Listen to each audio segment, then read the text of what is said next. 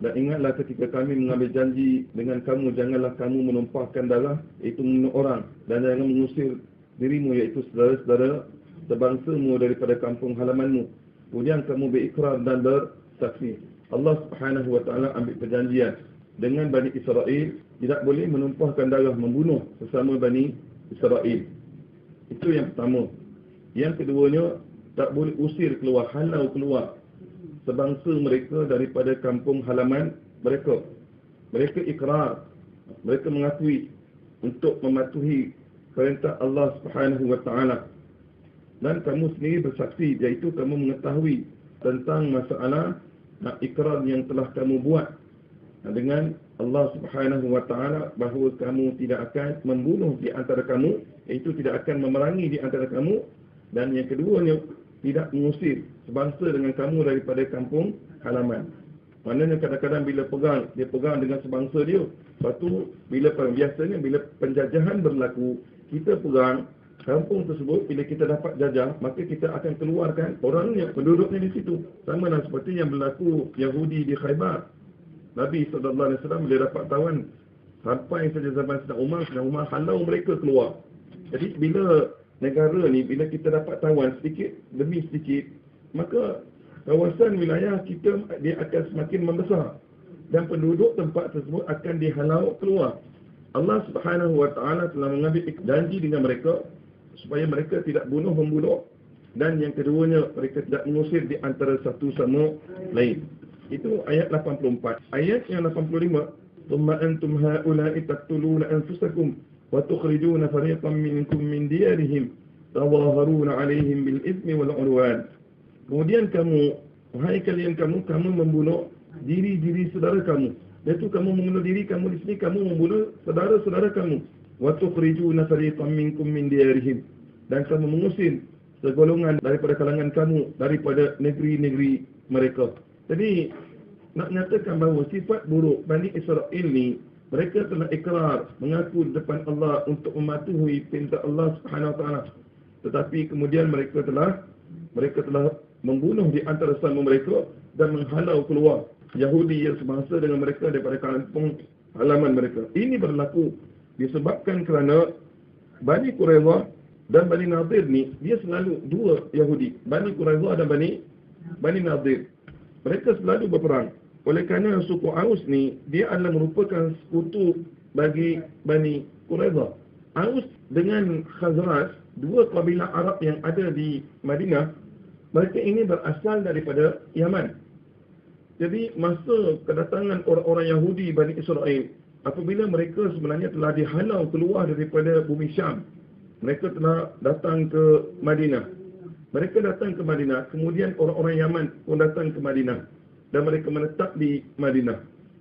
Jadi bila orang Aus dan Khazraj, mereka duduk di Madinah bersama dengan orang-orang Yahudi.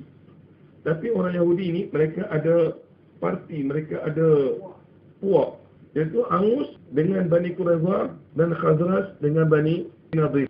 Dua-dua kabilah Arab ni selalu berperang. Aus dan Khazraj selalu berperang, kerap sangat berperang. Aus, mereka telah membuat perjanjian dengan Bani Quraidah.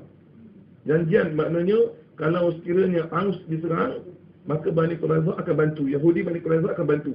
Begitulah juga Yahudi Bani Quraidah apabila diperangi, Aus akan bantu. Satu pihak pula Khazraj dengan Bani Nadir, dia ada perjanjian yang sama.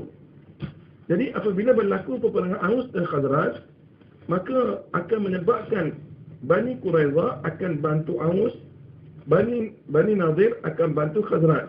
Maka menyebabkan mereka berperang sesama sendiri. Ini yang menyebabkan mereka bunuh di antara sesama mereka. Yang peliknya, Allah Ta'ala turunkan ayat ini nak memberitahu kepada mereka, kamu satu bangsa, kamu satu agama, kamu satu bahasa, tetapi kamu berperang di antara satu sama lain. Yang peliknya, kamu boleh bersama pula dengan orang musyrikin. Kamu boleh bersatu dengan orang musyrikin, dan kamu perang dengan bangsa kamu sendiri. Begitulah juga dengan Khazraj. Kamu sepatutnya bersatu dengan Aus, sebab kerana dia sebangsa dengan kamu. Tapi pelik, dengan bangsa dengan kamu, seagama dengan kamu, sebahasa dengan kamu, hak ni kamu perang. Tapi yang peliknya, kamu boleh kawan rapat dengan Yahudi. Jadi ini adalah satu perkara yang sangat pelik. Sepatutnya Bani Nadir dengan Bani Quraidah dia bersepakat, dia yang bersatu. Sepakat antara kedua, siapa yang diperangi mereka akan mempertahankan di antara mereka. Ini tidak. Mereka boleh buat satu puak, satu parti di antara dua yang berlainan agama, bangsa dan juga bahasa. Jadi maka telah menyebabkan pembunuhan berlaku di antara Yahudi Bani Nadir dan juga Bani Quraidah. Ini yang Allah Subhanahu Wa Taala cela mereka, sifat buruk mereka. Kemudian mereka membunuh sesama mereka dan mereka menghalau satu puak daripada kalangan Yahudi itu daripada rumah-rumah mereka, iaitu daripada negeri mereka. Jadi yang kalah itu akan dihalau keluar. Mereka ambil perjanjian dengan Allah Subhanahu Wa Taala tapi mereka melanggar perjanjian. Tawaharuna alaihim bil itsmi wal udwan. Kamu saling membantu dengan mereka. Saling membantu dengan mereka ni saling membantu dengan Arab, Aus dan Khazraj ni. Bil itsmi dalam kemaksiatan, wal udwan dalam permusuhan dan kezaliman. Jadi kamu boleh bersepakat dengan mereka untuk melanggar hukum Allah Subhanahu Wa Taala. Kamu tolong dalam perkara maksiat. Sepatutnya kamu satu agama, sepatutnya kamu mesti kamu berbaik, kamu bersatu. Allah nak beritahu ini bukan keadaan orang Yahudi. Ini juga keadaan yang sama yang berlaku pada hari ini. Pada hari ini, perkara yang sama berlaku, berulang. Allah beritahu dalam Al-Quran kisah Fir'aun. Bukan hanya untuk kita nak dengar sedap je cerita kisah Fir'aun. Dan Fir'aun tu pun kita tak perlu tahu siapa Fir'aun zaman Nabi Musa tu. Ada kata Ramses II, ada kata Ramses V, ada kata macam-macam Ramses ada. Kita bukan perlu tahu siapa dia. Fir'aun ni sampai hari kiamat dia akan ada. Jadi yang mempunyai perangai sama Fir'aun zaman Nabi Musa, maka itulah yang kita katakan seperti yang disebut dalam Al-Quran. Jadi dia akan berulang-ulang. Umat yang dahulu, kisah yang Allah Ta'ala cinta, umat yang mengurangkan timbangan, kaum Nabi Saleh yang mengurangkan timbangan, maka juga berlaku kepada umat kita ni, yang mana mereka mengurangkan timbangan. Kerana Allah bukan nak sebutkan tentang umat itu sahaja, bahkan dia juga akan berlaku di kemudian hari. Sebagai contoh, kita kena ingat, bila Allah larang, maka hendaklah kita jauhkan. Kalau tidak, di sana ada azab Allah Subhanahu Wa Taala. Cuma satu saja yang tak boleh dijadikan kias. Kisah yang tak boleh dijadikan kias ini ialah kisah Maryam bin Imran. Kisah ini tak ada kias dah. Sebab tu bila Allah Ta'ala sebut Maryam ibnati Imran, anak perempuan Imran. Sebab ini tak ada kias. Ini satu kisah yang khusus saja. Ada pun kisah-kisah dalam Al-Quran ini supaya kita ambil iktibar dan pedoman pengajaran kepada kita. Jangan jadi seperti macam mana orang Yahudi. Mereka sebangsa, seagama, sebahasa, sepatutnya mereka bersatu. Tapi mereka tak bersatu. Yang peliknya, mereka boleh pula buat pakatan dengan bangsa yang lain. Dengan agama yang lain, mereka boleh buat pakatan. Dan mereka menyebabkan mereka berperang di antara satu sama lain.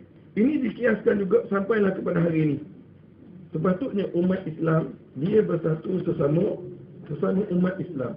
Bukan kita boleh bersatu dengan orang kafir dan kita menjatuhkan sama umat Islam itu sendiri. Ini berlaku disebabkan sistem yang ada, yang menjadikan boleh baik, boleh makan bersama, boleh duduk bersama, boleh berbincang bersama, boleh bersepakat. Tapi dengan sama Islam, dia tak boleh, dia terpecah terus. Sedangkan Allah Subhanahu Wa Taala larang untuk menjadikan orang kafir sebagai teman rapat. Yang herannya, dengan sama Islam dia bermusuh. Dia mencerca, dia memaki.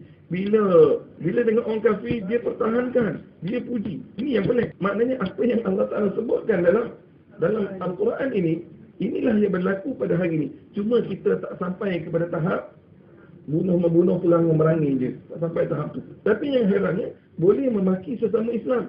Tapi bila berkaitan dengan geng mereka, dia akan pertahankan habis-habis. Bila di AP kena serang, hulu balang.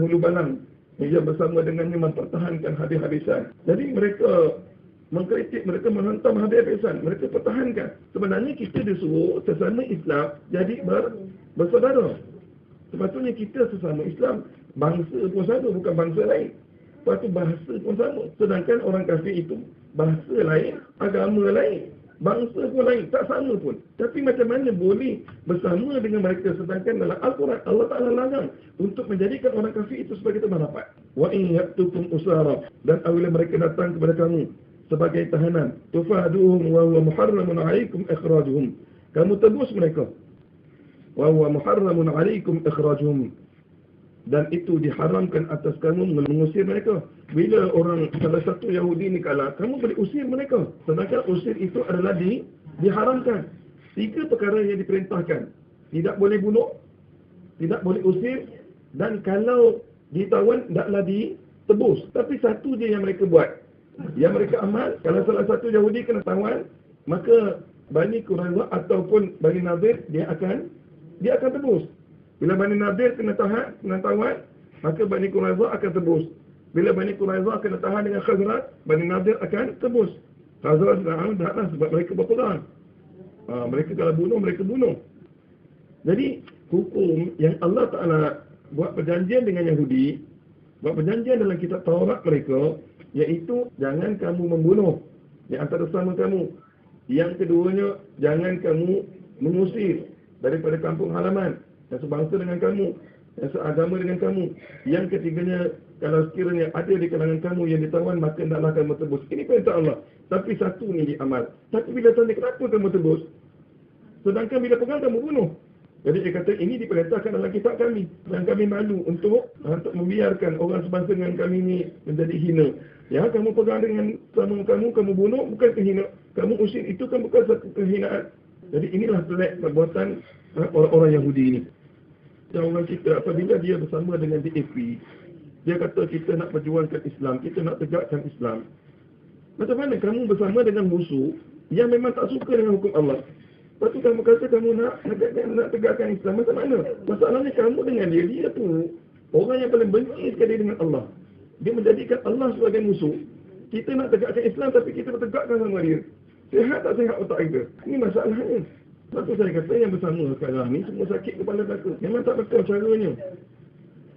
Bila parti amanah dia kata kami nak perjuangkan Islam yang sebenar. Pas lah tinggalkan, pas hanya ideologi saja. Hanya sebagai, apa orang panggil? Dia hanya sebagai, macam orang kata tulis di atas kertas saja. Tapi dia kata bukan nak laksanakan. Dia kata kami nak perjuangkan, kami benar-benar hakikat nak melaksanakan Islam. Kamu bersama dengan orang kafir yang tengah-tengah menentang Islam. Jadi kalau kamu dengan dia, macam mana kamu nak boleh laksanakan Islam? Yang adanya, baik di Pulau Pinang, baik di Selangor, pusat maksiat makin bertambah. Bukan makin berkurang. Sepatutnya makin berkurang sikit demi sikit. Tidak lagi Pakatan Harapan pegang, lagi banyak timbul, makin bercambah. Dia tak mengurangkan sikit pun. Inilah kelemahan kita. Kalau kita umat Islam kita kuat, maka benda ni dia akan semakin berkurangan. Yahudi ni bukan tak belajar. Yahudi ni ambil perjanjian. Sama ada dua. Satu tak amal, satu selewengkan makna. Dua tu je. Tahu tapi selewengkan makna. Saya baca ayat ini di satu tempat. Bila saya terangkan, tadi ada beberapa ahli jemaah tak terima. Dia tak boleh terima. Satu minggu depan dia datang, mungkin dia jumpa dengan tok gurunya. Dia datang jumpa saya. Pada waktu tu bila saya sebut lagi sekali, dia bangkang, dia bangun, dia bangkang. Dia bantah. Dia kata ayat ini makna sekian. Susah masalahnya apabila kita tidak pegang betul-betul kepada makna. Tengoklah dalam kitab tafsir. Bila kita nak huraikan, buka kitab tafsir. Seperti mana yang telah diterangkan oleh ulama-ulama yang dahulu. Buka tafsir Ibn Katsir, buka tafsir Qurtubi. Kita ambil kitab tafsir yang muktabar daripada ulama-ulama yang dahulu, supaya kita menghuraikan, tidak lari daripada apa yang dihuraikan oleh ulama-ulama yang dahulu. Kalau kita ikut faham kita dengan keadaan sekarang, maka kita akan mengikut nafsu kita. Dia dua saja. Sama ada kita tinggalkan ataupun kita selewengkan maknanya. Afatu'minuna bi ba'dil kitabi wa takfuruna bi ba'd. Apakah kamu mengimani kepada sebahagian isi kitab Taurat dan kamu mengingkari kepada sebahagian kitab Taurat yang lain? Maknanya kamu hanya amalkan untuk tebus saja. Lepas tu yang lain kamu tinggalkan.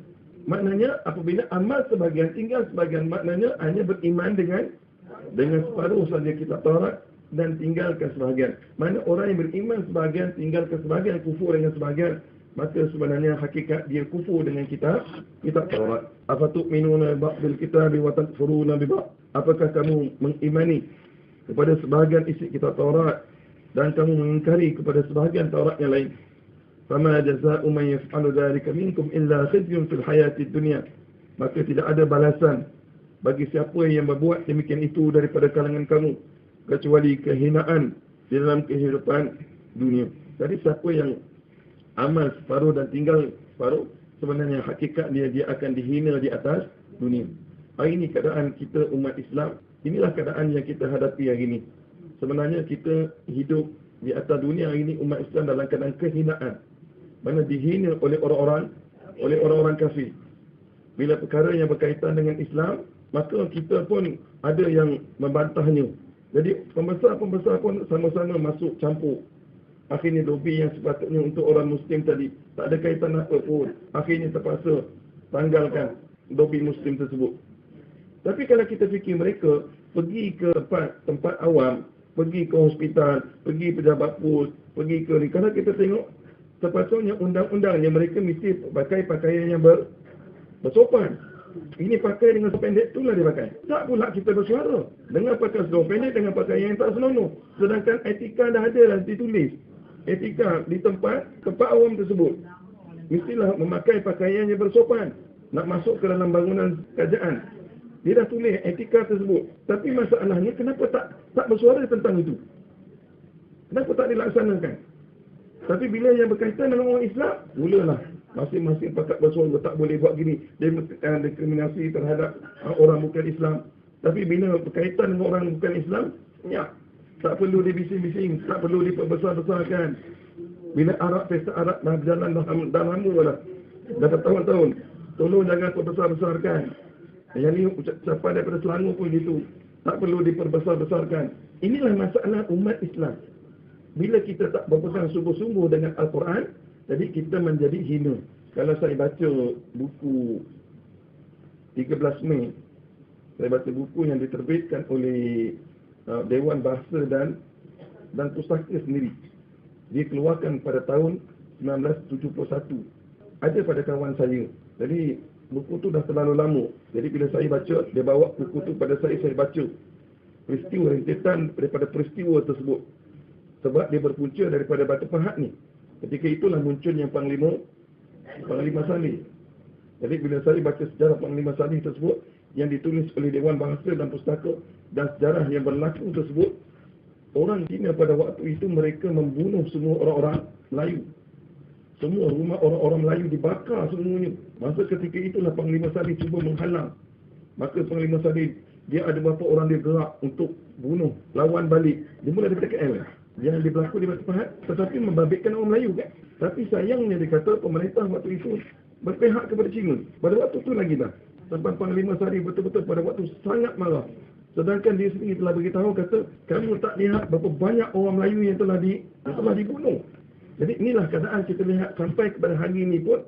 Maknanya bila kaitan dengan umat Islam tak mampu nak pertahankan. Bahkan umat Islam pula yang condemn. Tapi bila berkaitan dengan orang kafir, senyap. Bisu terus, tutup mulut. Inilah masalah kehinaan kita yang berlaku pada hari ini dan di seluruh negara Islam. Wa yawmal qiyamati radduna ila asyaddil azab. Dan pada hari kiamat, mereka dikembalikan kepada siksaan yang berat. Jadi apabila beriman separuh, kufur separuh, maka di dunia dia dapat kehinaan, di akhirat dia akan dapat azab yang pedih daripada Allah Subhanahu wa taala. Wa mallahu bighafilin amma ta'malun. Dan tidaklah Allah lengah, iaitu lalai daripada apa yang mereka kerjakan. Iaitu Allah Subhanahu wa taala sentiasa mengawasi amalan-amalan mereka dan mereka akan menerima keburukan daripada amal-amal yang mereka lakukan di dunia dan juga di akhirat.